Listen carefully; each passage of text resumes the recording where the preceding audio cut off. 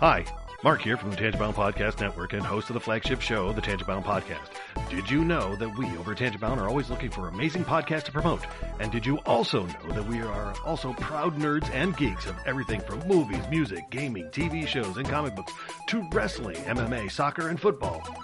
Whatever you can nerd or geek out about, we've got it. And if you're interested, we can help you find it. And if you're a show looking for a place to call home, we've got you covered.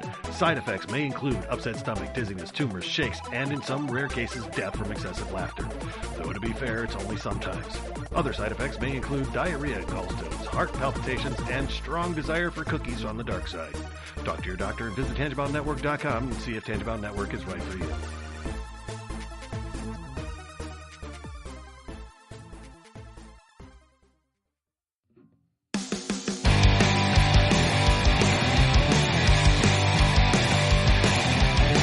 Sucks to the last drop. Are you gonna blow your head off? Take good aim and don't forget to duck. Life sucks every Monday and all the way to Sunday, but I wouldn't have it any other way. I don't care how you're doing, what's up or how's it hanging. I'd like to buy this world one last drink. Life sucks all of the time, so stick it up your sunshine, and then you'll see the clouds every day. And then you'll see the clouds every day. And then you'll see the clouds every day.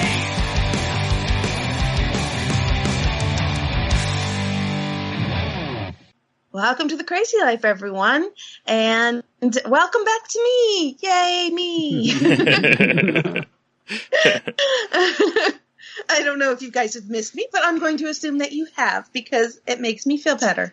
That's fair. Positive narcissism all over the place with me right now. Mm-hmm. But for those who haven't been listening in a while, I missed a couple weeks, and this is Jen, for those of you who've forgotten who I am. And with me, as always... We're going to rename the podcast to More Brian Life. Yep. More Brian Life. Yep. Yeah. Well, with me, as always, we have Brian and Henno. Hey, guys. Hi. Hey. Which you got plenty of Brian and Henno the last 2 weeks, for sure. Oh, God, you got enough of me, that's for sure. All great things, I'm positive. Yeah. I went out of town and I got a little perspective. Perspective is always good. It is. It's very good. Even if perspective isn't a positive one, it's still perspective is good. It's still perspective. It's always good, yes. Always good. So, I guess I have to get things going, don't I? So, how was my week? Actually, my week's been kind of crazy, as I haven't been on the show in a couple weeks. I've been working quite a lot. Let's see. Last week I was on vacation. The week before I had worked 10 days straight. So 10 10-hour days. Nice. Which was... Oof. Yes. So I did 10. Why? How? Because we're in the midst of ramping up a third shift. So this is actually going to stop next Monday. So as of Monday, I'll be on my next Monday, a week from tomorrow, I'll be on my normal schedule, which is 4 10s, and then 3 days off. So with an optional Sunday. So I may have to work Sundays on occasion, but things should be settling down very, very soon. Which I know, folks, I've said this many, many times in my last job. Yep. And this one is starting on the same path that the last one did, so hopefully they don't end the same way. Let's just say that. Hopefully it actually does calm down. Yes. But in the meantime, so So that's why I wasn't able to be on it that week, is on the podcast that week, because I was working my little heart out. But things are going really well at work. It's interesting because this is the first time I've ever been in a supervisory position. And I don't have any direct reports, so nobody actually directly answers to me, but I am a leadership support person. So people come to me to ask me questions and stuff like that, and they look to me to be a leader for them. So it's interesting to kind of put that hat on, which I've never had to wear before. So, right. Yeah. So I've been working through that and some of that stuff through work. And then I was on vacation the last week. I was in Florida, which was fabulous and nice and warm. I just want to point out that I didn't miss my podcast when I went to Florida.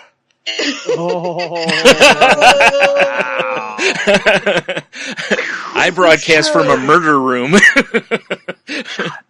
Fire. We did stay in that room that... Terrifying. Well, let's just say we know why they don't turn the lights off at the Motel 6. Seriously. That's when all the creepies come out. Yep. My goodness. Yep. Yeah, that was quite the room. But anyways, yes. So I was in Florida and visiting family, and I ended up going to Key West for a couple days. So I took a side trip, to which I found out that the Key West of my youth is not the Key West of now. Okay. So Key West of my youth was a lot more avant-garde and just anything goes and kind of almost hippie-ish in a way. And now it's very, very commercialized and reminds me of kind of a cross between New Orleans and Orlando. You know, and it was this very commercialized, very much lots of drinking, lots of partying, lots of, t-shirt shops, lots of... Wasn't it always the other two things, though? Drinking and partying? Yeah. Yeah, but it's different. It wasn't as... It's hard to describe. It wasn't as... I don't know. It was much more laid back and kind of... I'm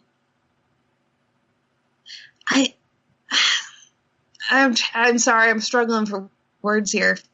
But I don't know. Like I said, almost like avant-garde, almost kind of hippie-ish, almost kind of just relaxed and chill, and everything was like, woo, instead of woo, it's more like, woo, yeah, type, All right. Yeah, it's almost like the whole island was on weed before, and now it's just all on speed. That makes any sense. Yeah, good time. Mm-hmm. Is it more touristy now? Very much so. Oh, yeah. Very, very much so. Much more touristy, much more geared towards just wild and crazy and, big drinks and just, I don't know. It reminded me a lot of New Orleans in the fact that, like Bourbon Street, like Decatur Street reminded me a lot of Bourbon Street. And New Orleans is my favorite city ever that I've ever visited. I love New Orleans more than anything. But some of my least favorite parts of Bourbon Street I found in Key West. So it was like they took away some of my favorite stuff and left the stuff that I wasn't so fond of. Yeah. So, but it was okay, and we ended up having a nice time, and I got to visit the Hemingway Museum, which the Hemingway Museum, Hemingway he lived on Key West for quite a few years, and he wrote many books while and living in Key West. Mm-hmm. Well, we went to his house and did a tour of his house, and he actually had about 50 to 70 cats at one point. He was quite the cat lover, and actually owned a bunch of polydactyl cats, which is kind of fun because polydactyl is six-toed cats. Mm-hmm. And the six-toed cats, they actually free roam around the entire island, but a good portion of them still live at the Hemingway estate. So it was fun. I got to go and enjoy a little bit of history, as well as visit a bunch of very pretty, fancy felines. Mm-hmm. Got myself a nice T-shirt with six-toed paw print on it. That's funny. Mm-hmm. Yes. So that was fun. And then we also we had dinner under the stars at a rooftop restaurant, which was awesome. Mm-hmm. And we went to a speakeasy type bar that was actually hidden in the back of another restaurant. Nice. Oh, that's fun. Yeah, so you didn't quite even know it was there. Yeah. So you went to the restaurant and you told them, like, I want to go to such and such. And I can't remember the name of Caroline's Back Door or something like that. Mm. And they would take you back to the bar. Right. And you go upstairs and they did everything like super craft cocktail. Yeah. So that's pretty much the gimmick on those now from what I've seen. Yeah. So it's a super duper craft cocktail. Like they light the cinnamon on fire. So it's a smoked cinnamon and, just a bunch of very, very, very high end crafty stuff with cocktail. So they were very good and it was very entertaining. And that's right up my brother's alley. So my brother, who was with us, absolutely loved it. Loved every moment of it. Yeah. Mm-hmm. So that was fun. That's fun. Yeah, so we had some really great highlights of the vacation, and there really was no lowlights. Everything was just really either relaxing and chill, or lots of fun, lots of family time, lots of good stuff. Cool. Unfortunately, when I came back on Friday, I found out that my uncle had passed away. It was unfortunately something malfunction. Basically he was having a simple surgery. He'd been sick for quite a while, and he was having a simple surgery, and he threw a blood clot and ended up having a heart attack on the table. So one of those expected, unexpected situations. Yeah. So, it's a tough one, because now I have some family stressors on top of everything else, just trying to work through. The family isn't as tight as it once was, and I'm hoping that this can bring us all together, but we'll see. Yeah. So lots of crazy fun emotions. And throughout the whole thing, I've been great at staying on my meds. Good. I've been taking them religiously, as I should. Mm-hmm. I have been drinking, which drinking on my meds is not recommended. Correct. Because drinking on any antidepressant is not recommended. Yep. So folks out there, do not drink with your antidepressants. Not good for you. But I did anyways. So it's just, sometimes in life you make decisions.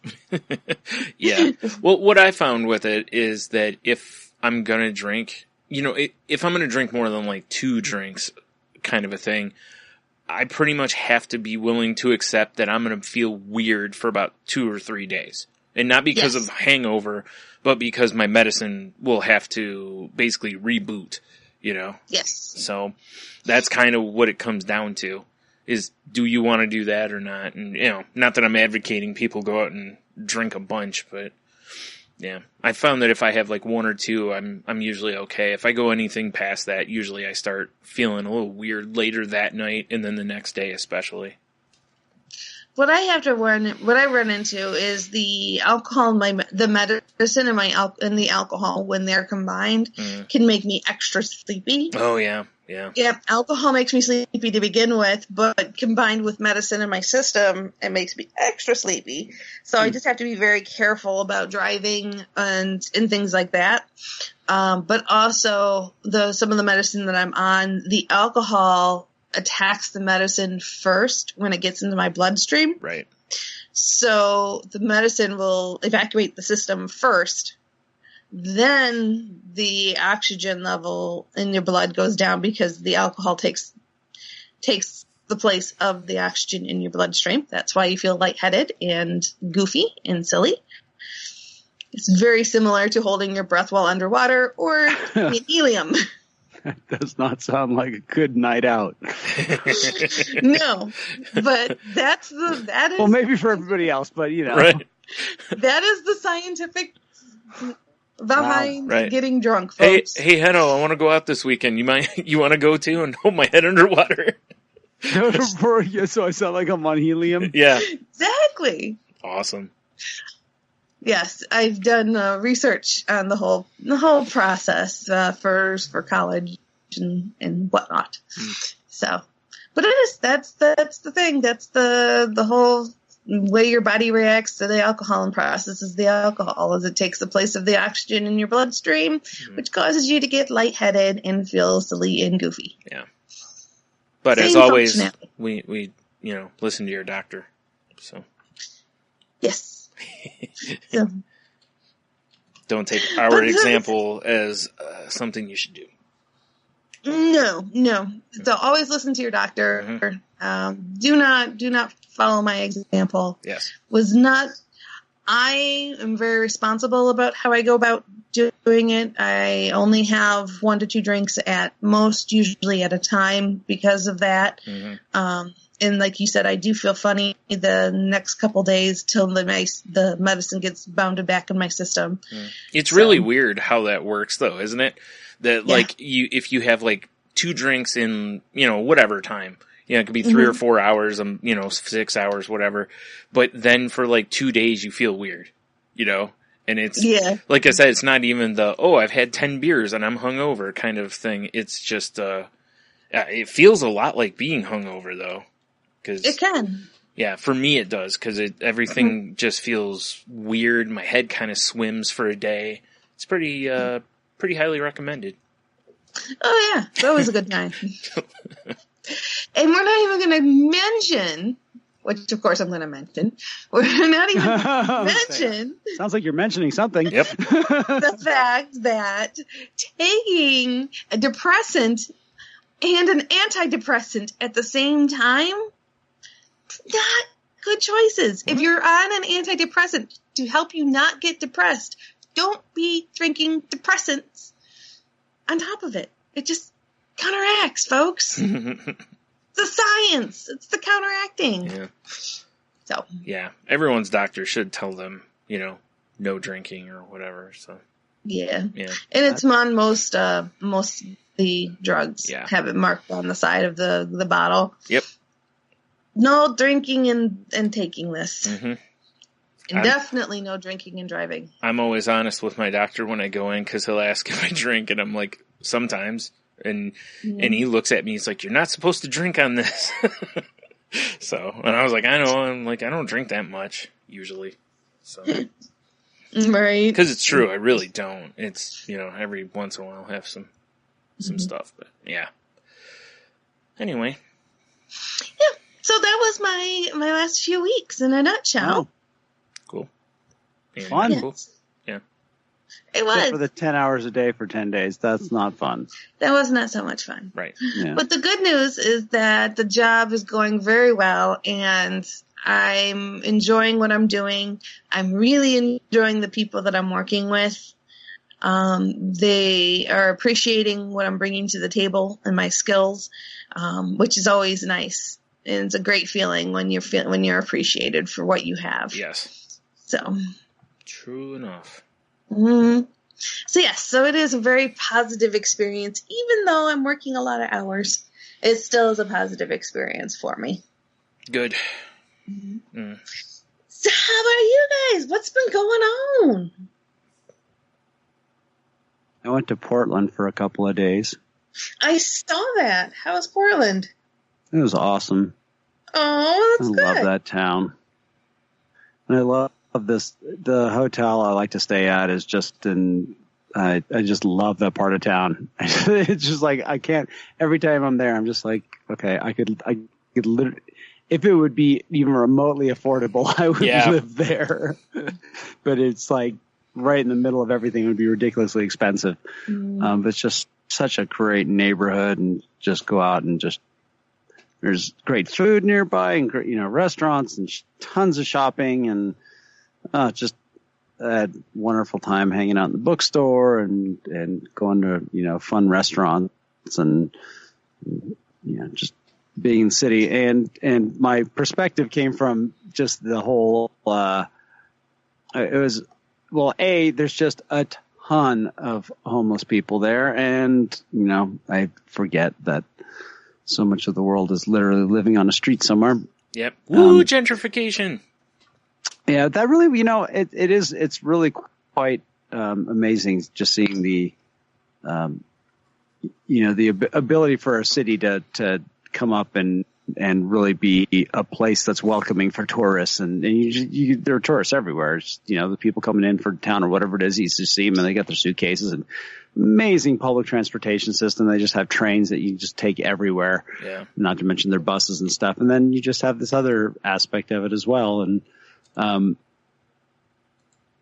but that really, it was interesting. I was in the bookstore, and I picked up this photography book about, it was a guy that, spent a summer in Mobile, Alabama area, something like that, in 1964. And I started looking through this book, and it's real life photos of people living their lives back then, and the houses they lived in, and the work they did, and their days. And I just sat there and I was like, wow, I am so lucky. Yeah, and it always puts me in a, I find that for the most part, anytime I go out of town, it just depends on what I do. Like when I met, when I went to Chicago, with all y'all, and like that week gave me really great perspective. Sometimes I don't get it though. So it's, if I actually get out, I feel like I'm in the world, like that I'm leaving my comfort zone, I guess, or going somewhere else. It somehow it just makes me appreciate what I have. So, it's anytime you go to a city and stay in a hotel, it's expensive and stuff. But to me, it was like priceless, just because I kind of came back, and it's like, okay, yeah, it happens with me every once in a while where if I feel like I've been a little off the beam, meaning, a little too much ego, a little too much self-centered, that it doesn't take much for me to just go, oh yeah, kind of been in that place for a little while, Mm-hmm. Yeah. Time to, get back on track, which is great. I love that I used to not ever get that reminder. Yeah. Actually, you know what it took? Humiliation. Yeah. Yeah. Sure. There was no humility. There was just humiliation. Right. Mm-hmm. My ego took me to a point where now I'm in the bottom. So, it was nice, but I did have I've literally had something from work for the last 3 weeks, and this week's was great. We had it's kind of a big deal because we had a commitment for a renter for one of our units for, they have this, oh God, boy, I'm spacing out, the writers conference. And people come from all over the country for the writers conference, and most of our rentals, we don't advertise. We've done advertisements, but we've really never gotten anything out of it. So most of it's word of mouth. So reputation is a really big deal. Mm-hmm. And we have a renter scheduled that's here for a month for the writers conference, and the owner of the unit, who happens to also be the developer of the entire property, just has a bad feeling and doesn't want to rent to her. Oh. Huh. And it's like that's it. He has a bad feeling about it and wants to cancel the rental. It's been committed. It's been in place. I mean, this is going down next month in May. Wow. Wow. Yeah, and it really sucks because that's our reputation. And the last we want, especially at any sort of an event or convention, that someone goes around saying, "Oh, I had a place like this, but it got removed from out from under me." And I was the end of the day, and I was walking out, and I heard my GM talking to our our concierge about it, and Sean was trying to say, what are you going to say? And I just stopped and I said, "What can you say? Someone has a feeling." Yeah. Yeah. Like what? I'm like, there's nothing to say. Right. Yeah. Like, there's no amount of facts that's going to take away someone's feeling. Right. Mm-hmm. I was like, I mean, sure, John, our GM can have a heart to heart eventually, but like John had mentioned, it's like something that at some point I'm just going to have a man to man talk. But I was like, no, but that's true. You do, when you see him in person, but you don't do it in an email. No. Yeah. You can't have that conversation in the email. Yeah. You don't say, "Oh, well, this is our reputation and blah, blah, blah." Mm-hmm. None of that matters to someone who has a feeling. Yep. Mm-hmm. Mm-hmm. I just said, you can't confirm or deny people's feelings. You can't, if someone feels a certain way, that's how they feel. Yeah. Yep. Feelings are nouns. Yeah. And I just, and John and Sean both kind of looked at me, and I was like, well, that's just my opinion. But, like, I said, you don't ever, granted, the next time you are you're going to be a little more hesitant to rent that unit. Yeah. Next time. Because it is our reputation. Mm-hmm. Nothing, if you honor his feelings, that doesn't mean you have to keep doing business with that person. Yeah. Mm-hmm. And whether you say that or not is maybe a great conversation for that man-to-man talk where you say, there's nothing, but you don't do it in email. You talk, you fix it. Because I asked John, I said, "Is there something that you can do to make this right?" And he's like, "Oh yeah, I'm going to make an arrangement, and we're going to eat. We're going to lose. We're not going to make a penny off of it, right? Because it's worth it." I was like, "Good for you." Yep. Like, that's solution. That's positive. And then someday you can sit down with Rich and say, you really put me in a bind. Yeah. Because that's fair. That is fair. Because that's the truth. Exactly. Yeah. That's what I was going to say. Yeah. And you can also say, "I'm very reluctant to rent out your unit again." Because that's also true. Yeah. Mm-hmm. Because I don't know when you're going to have a feeling. Yeah. And pull it out from under me. And then I've got to scramble to make it right. Yeah. That's. Yeah. I think that's totally fair. Yeah. And it kind of like over the weekend, I was talking to a friend of mine about that, and that's one of the greatest thing for me in getting sober and dealing with codependency was respecting people's feelings. Yeah. And realizing that I can't change them. There's no logic that changes someone's feelings, and how when I'm upset, if I say this is how I feel, nobody can deny my feelings, nor should they. People do all the time because they don't know. To me, it's like, well, you're just walking right into my response. It's like, well, you shouldn't feel that way. Oh, really? Okay. Yeah. Right. Like, I'm glad you feel that way. But yeah, because you have any control over how I feel. Right. We don't have any control really over how we feel about something. We have control over the actions we take. True. But, exactly. Right. The actions we take, we have control over. But I don't have a control. If I feel sad, if I feel happy, all of these things are nouns. They're things. They exist. Mm-hmm. And sometimes I can explain it. Sometimes you can't. But you can't just change them. You have to process through them. I just like this, say, hey, I used to say I'm disappointed.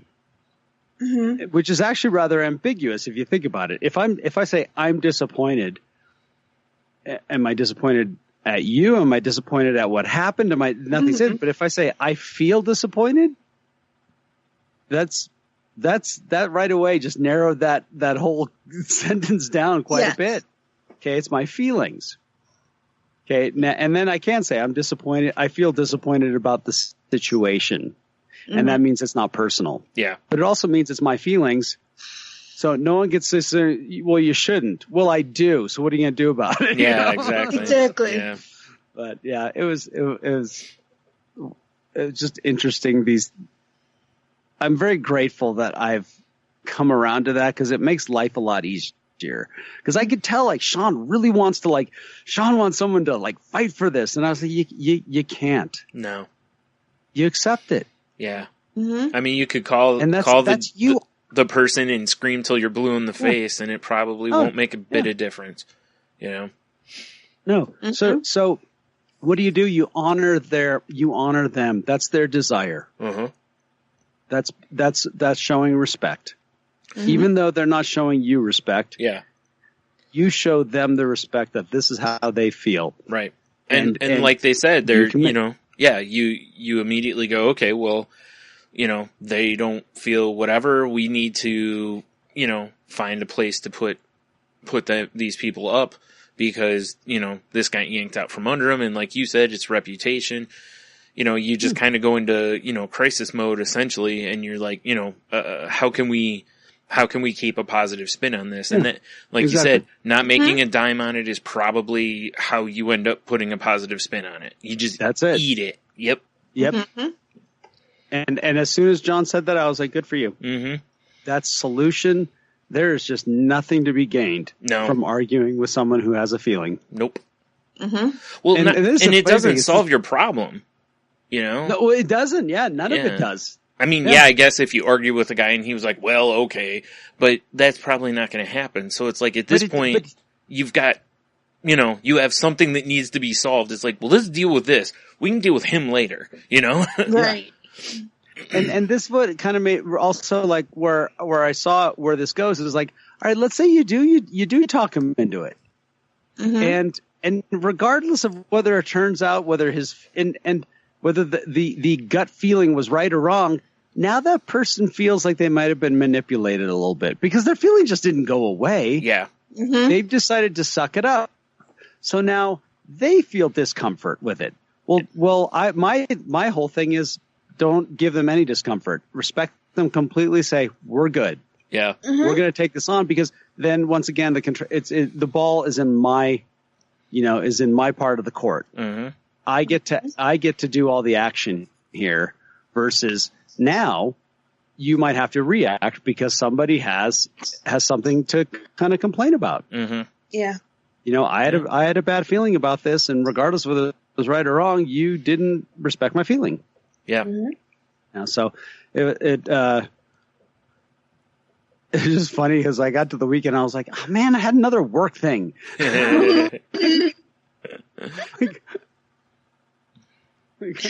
So much of our lives revolve around work. That's not does. I just want to put my head down and just go pressure wash the water feature.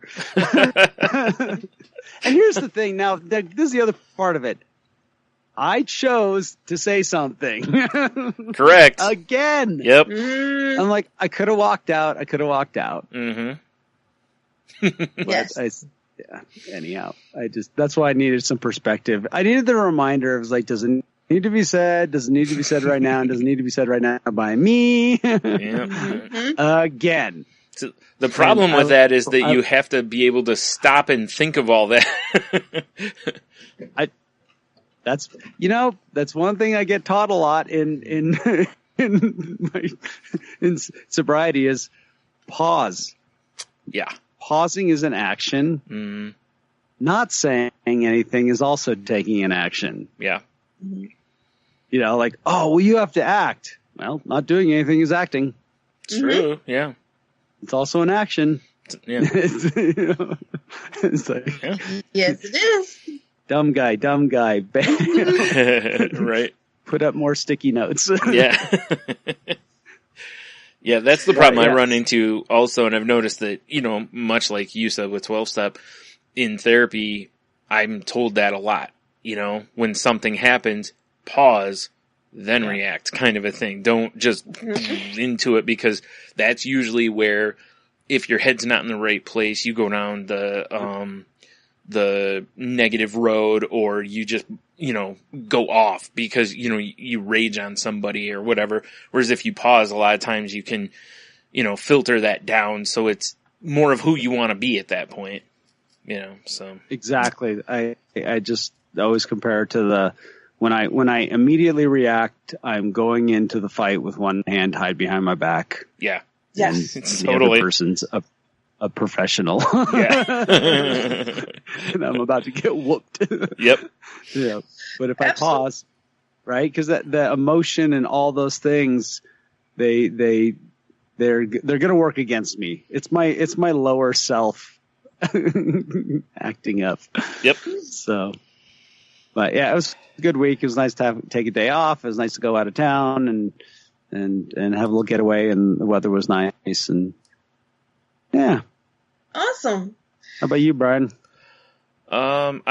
We talk about this on Salty Language, but last weekend we got a small group of guys together, and just went out and had a few drinks and whatnot, and just hung out. It was really nice because it was super, super laid back. There's only 4 of us. There was no. I mean, the first place we were at was pretty busy, but we left there, and from that point on, it was just really just us hanging out, shooting the breeze. It was really, really a nice night. So, that's always nice to have. And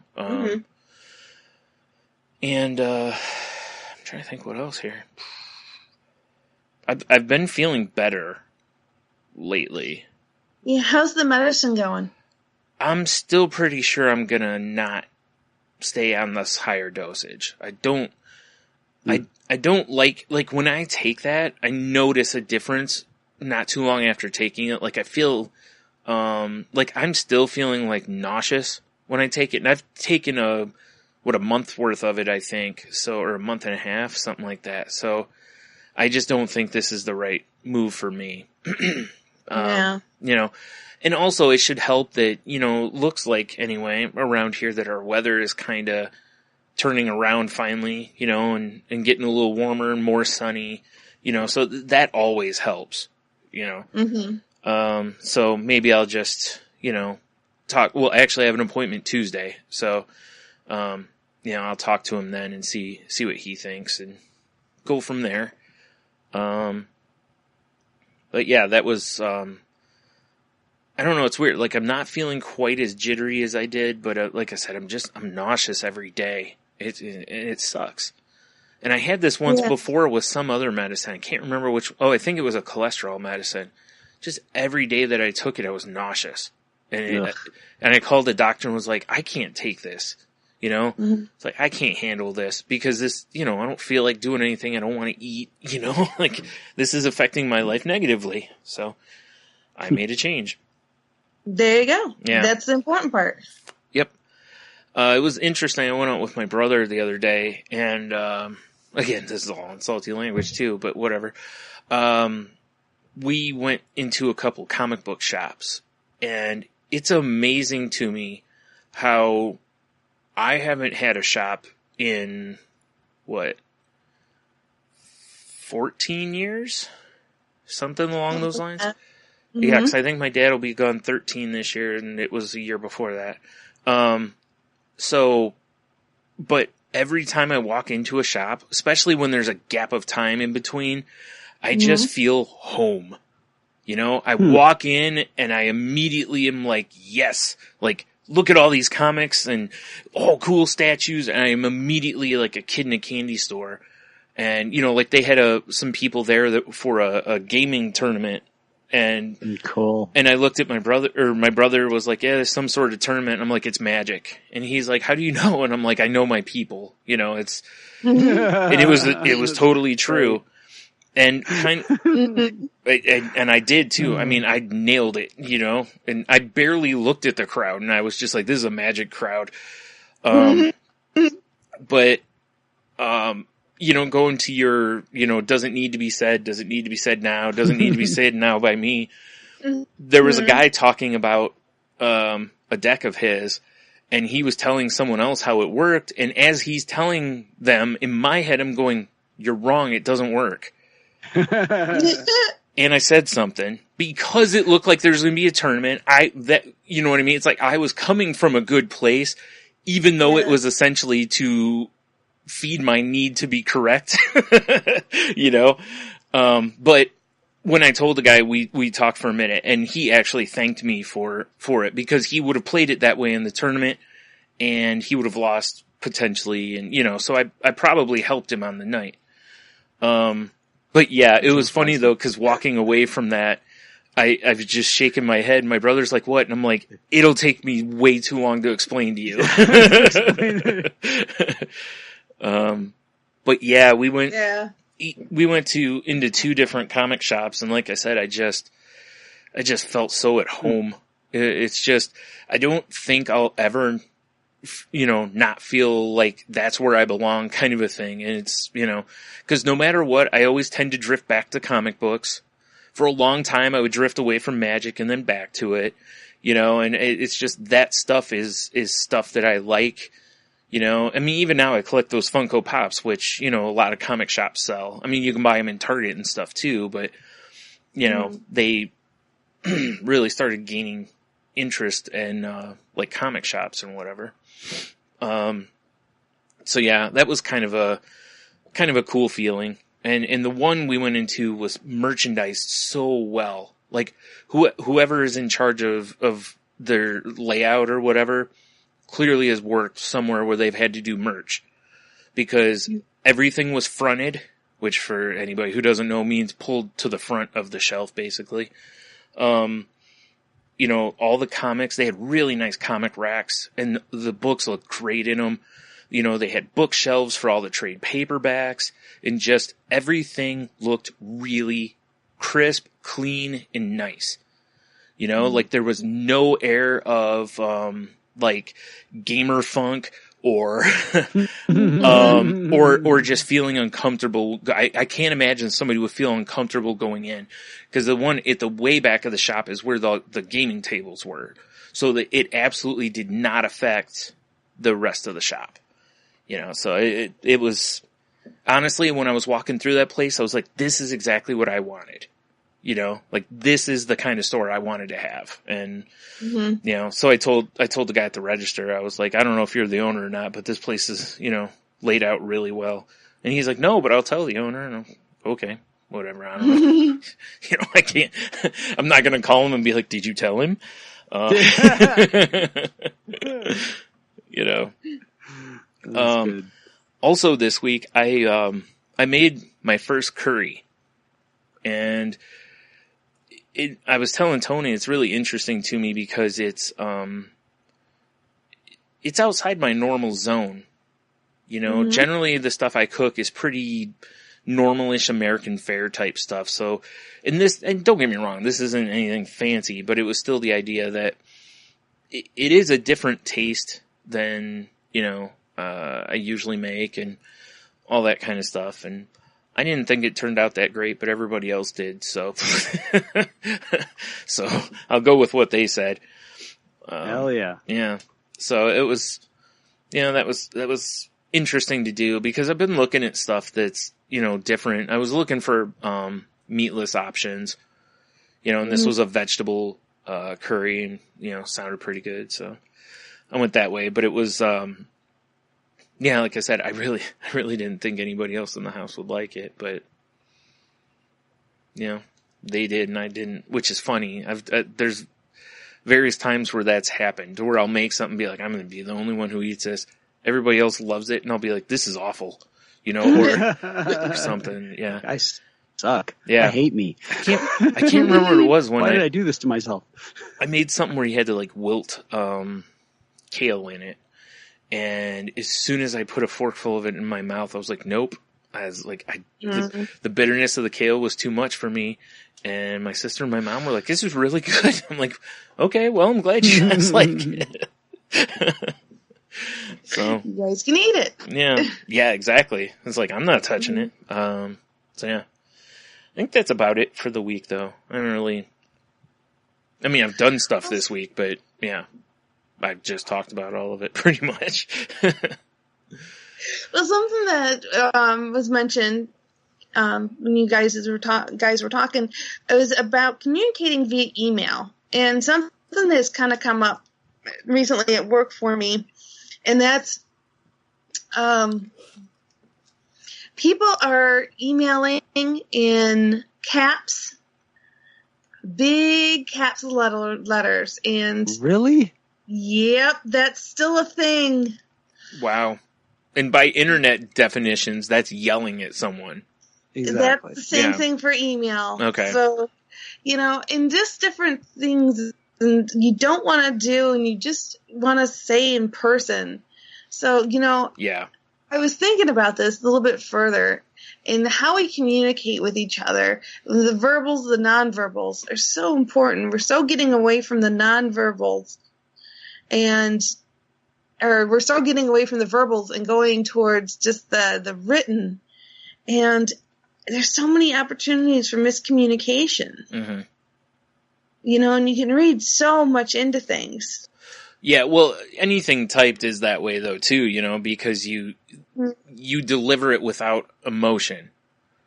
That's why you have to say LOL or something like that if it's something that's like a borderline joke / jab at someone, because if you don't, they may think you're just outright insulting them because, it reads that way. Or if you use punctuation, apparently that makes you sound like a jerk. So, I think correct punctuation is so important because it changes the structure of a sentence. But in a text, it's seen as though you're being like short with somebody. Oh, really? Yeah, and so it's weird because for the longest time, I would always use stuff like that, and I've gotten to where I don't because I was told various times, and then read something online about I don't know whatever, and they were talking about that how people need to quit because it's they don't realize that the way they're coming across to people using punctuation. Yeah, right. Yep. Okay. Yeah. So, yeah. But it's weird though anyway, cause, well, like I said, when you deliver a text or an email, it's devoid of context or feeling or, so it can come across really like snipey, kinda like you're really gunning for someone and you're not. It just sounds colder because there's no inflection, Talk about opportunity to use that pause. Yeah. Yeah. I mean, that's like one of the first things you should do if you're going to write an email to somebody and you've got any emotion going, do not put their email address in the to. Wait. You are correct. Write your email first because you never know when you might accidentally hit send. Yep.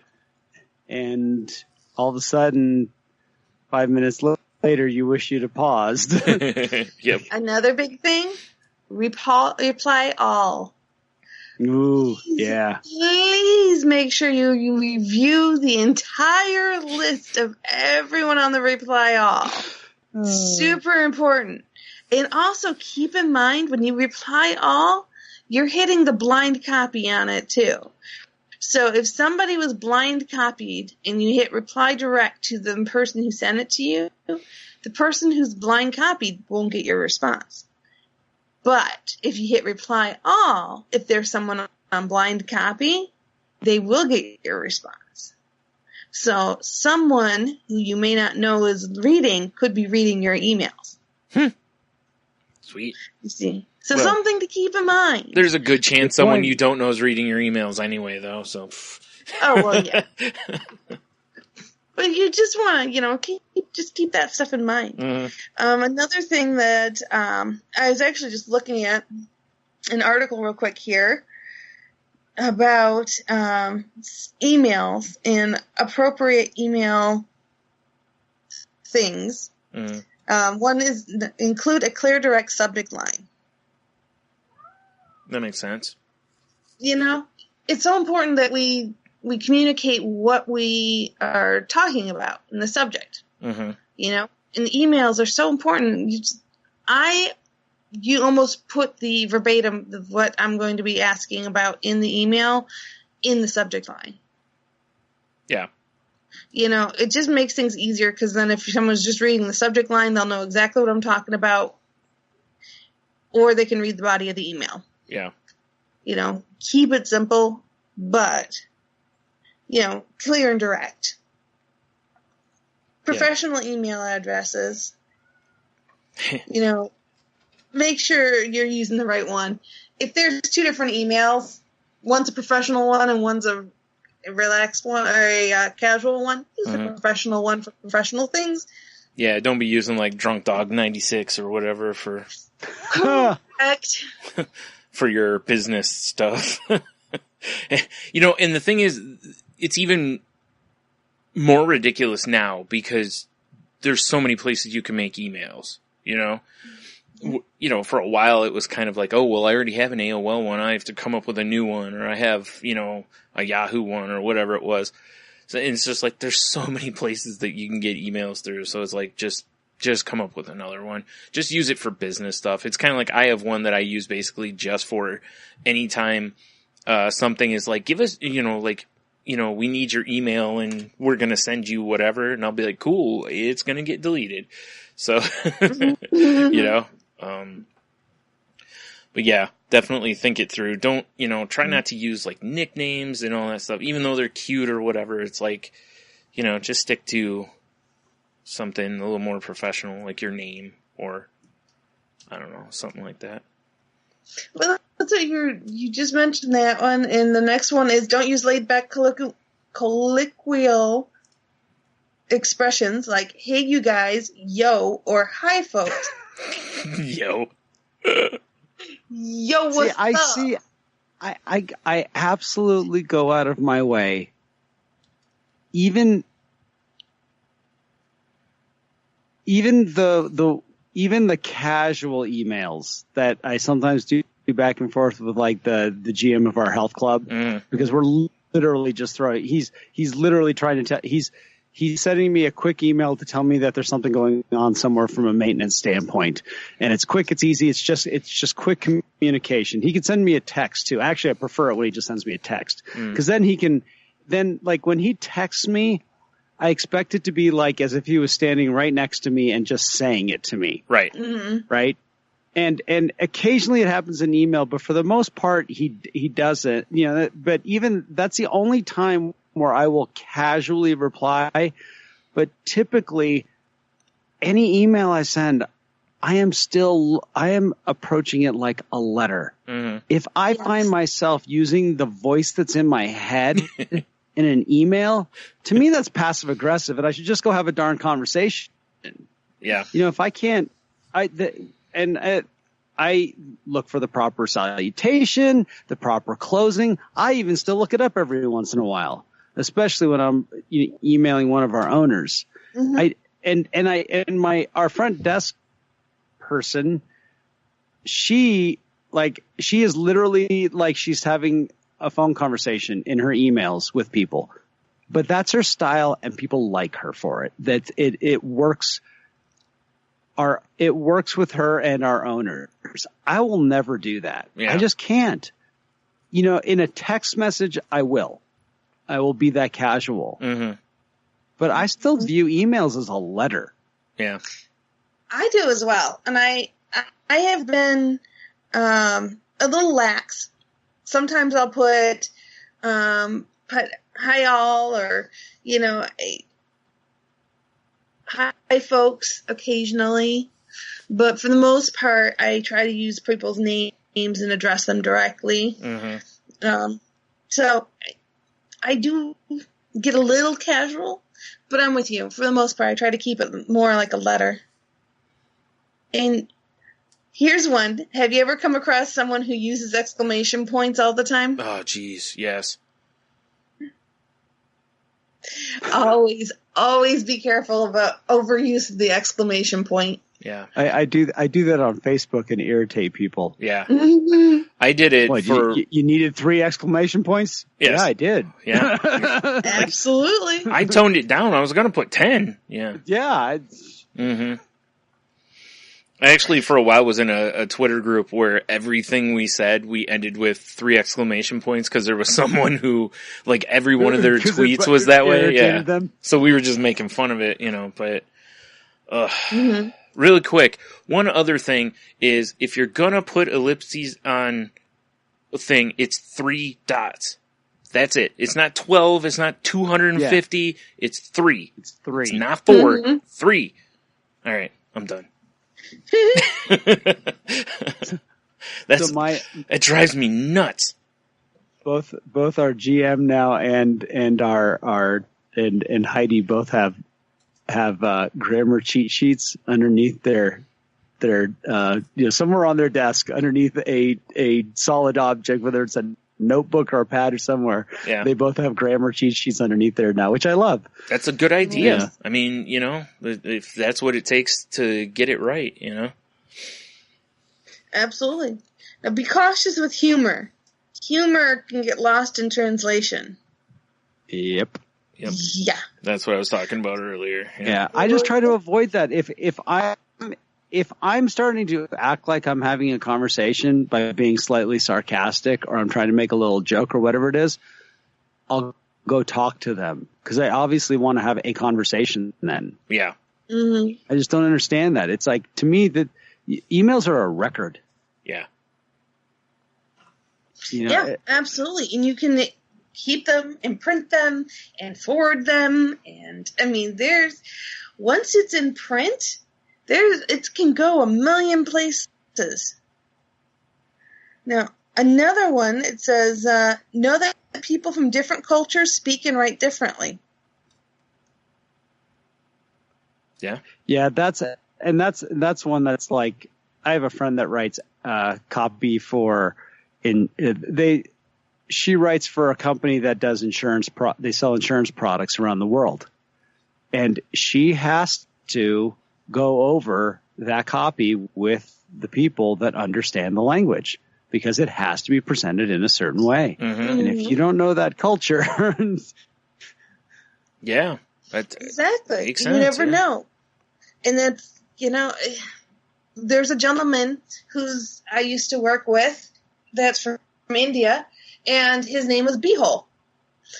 And I don't know if that's how it was said, but that's how it is printed. So, and we didn't actually talk, so I couldn't really tell you. But I had to be very careful about how I would word things and how I would put in there, because it's his name, yes, but I don't know if he goes by Beehole or if it goes by another name, because sometimes they go by their middle name versus their first name. And so you gotta be careful. Make sure you understand the person you're talking to. Yep. Also, talking about like the jokes in an email is if English isn't their first language, a lot of times they don't necessarily pick up on our references or the way we Americans do humor. A lot of times it's like, that doesn't make any sense. Like they're a little more literal. And, I've seen that so many times. Now, replying to your emails, even if the email wasn't intended for you. I am a huge, huge one on that one. I hate it when I send an email and I get no response.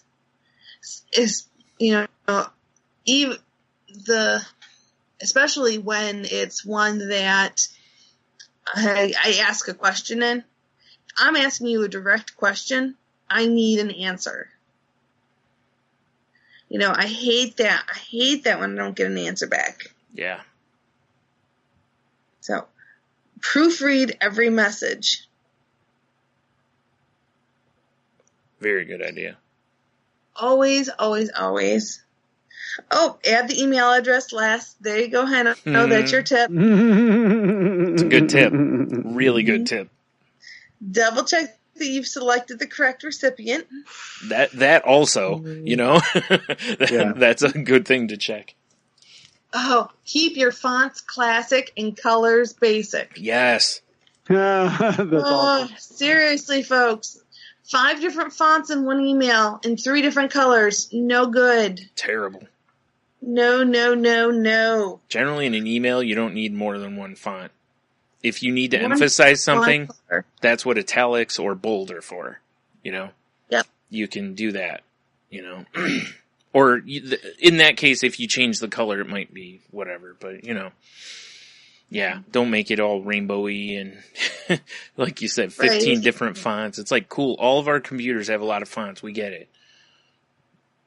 We don't need that, all that fanciness. This coming from someone who randomly keeps checking free font sites and downloading fonts. But you don't use 10 of them in the same email. Oh, no. I honestly, No. I don't even know that I've ever sent an email with more than one font in it. Maybe 2.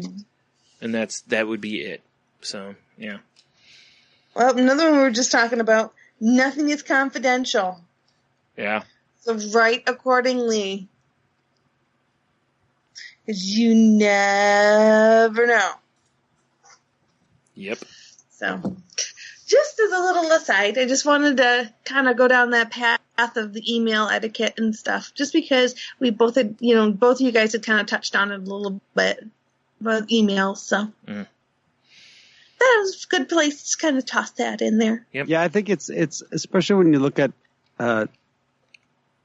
it's such an easy tool to be completely passive aggressive. Mm-hmm. Oh gosh, yes. Such a tool for that, and it's to me that really bothers me. Luckily it doesn't happen at my work anymore, but it did for a while there, and I understand why it was done, because this particular person has a hard time communicating and has gotten a million times better, and I love my work now compared to the way it was.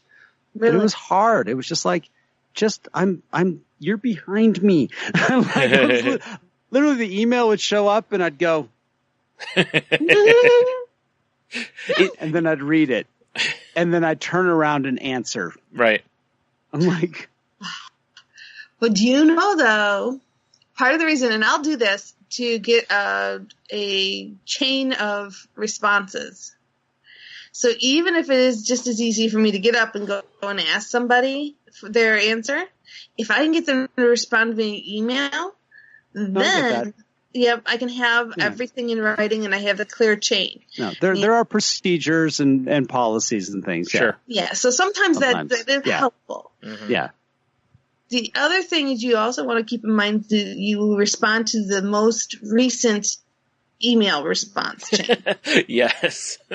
I hate it when somebody they miss an email or something and they respond to the wrong chain, or they respond to an old email, so you don't know if they have the whole picture or just that portion. I mean, this happens on Twitter a lot now too, because you can kind of do threads on Twitter.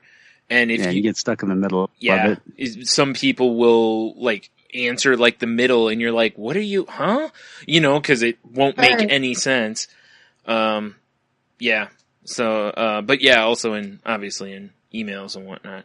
I have something really quick to add, because of kind of the way that the culture has changed with texting and such, which is don't use a bunch of abbreviations in your text. Oh, yes. And I'm not talking like the dumb one, like totes and stuff like that. I'm just, don't cut words down, unless it's a common abbreviation or something, then whatever, but try not to, don't be cute. Exactly.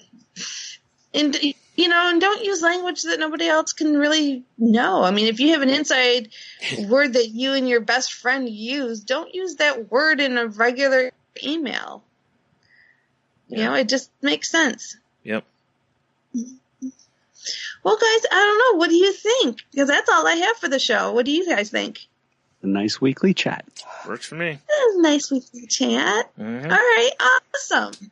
Well, with that, folks, if you want to come chat with us, come join us on the show. You're more than welcome to. Reach out to us at thecrazylifepodcast.weebly.com, which is our email address, or which is our website. Our email address is thecrazylifepodcast jen@outlook.com. And you can reach me directly on Twitter at Jen's Crazy Life, and that's Jen with a G. If you want to join us, let us know. If you have something you want us to talk about, let us know. We want to hear from you. Please let us know. And you, Hannah, how can they reach you? Find me on Twitter at Ida Henno, and you can find me on Facebook, Henno Heicher. Awesome. And you, Brian? You can find me on Twitter at Stunami. You can find the other show, or the show Twitter at the Crazy Life Pod, where I put up when new episodes are released and such. You can find my other podcast, Salty Language, at salty_language or saltylanguage.com. And that show is not safe for work. So, definitely don't send it to your coworkers via email. But it is safe for your funny bone. Yes. Maybe. Yes. If you can find us over on Facebook at facebook.com/group/crazylifepodcast. Oh boy. Nope. Okay, that's all of them. We're part of the Tangent Bound Network, which can be found at tangentboundnetwork.com. So go check that out. See if there's some other shows over there that you may be interested in. Then obviously, I'll tell you all that we're not doctors, therapists, trained professionals of any kind. Please don't see this show as a replacement for therapy. If you need help, please seek out professional help. Go get the estimate. Go see what your doctor wants to do. And again, you have control from that point. If you don't want to do something, you don't have to. But at least, go get an idea of what's going on. Please don't self-medicate or diagnose yourself, that kind of a thing. 'Cause, you could be mistreating yourself. You could be, whatever. So just don't do that. Go talk to your doctor. Excuse me. And if you find yourself thinking about harming yourself or others, please reach out. There's all sorts of people that want to help you. We've got some resources over on our Facebook page. They're all over the internet, or, hit up one of us and we can help you find something. And if you, catch yourself writing a suicide note or planning how you would do something along those lines, reach out to somebody right then. Try not to be alone. Whether it's on on the phone or preferably in person, to where, they can help you through your crisis at that point. But yeah, please don't let that go too far. And then last, as usual, reach out to somebody. Find someone you haven't talked to in a while, reach out to them and see how they're doing. Just say hi to somebody you haven't in a long time, or whatever. Just find somebody that, and reconnect with them. And 'cause you never know, maybe you'll probably make their day, and you never know, you may save their life. Absolutely. So reach out and touch somebody. Reach out and with contact consent. Somebody. Yeah. With consent. Yes. Ask permission first. Yeah. Just reach out and talk to people. Yeah. Get yourself out there. Let people know that you care about them. You never know how life can go. It can get kind of short. True unexpectedly. Yep. So, that being said, everybody have a great week, and we'll talk to you later.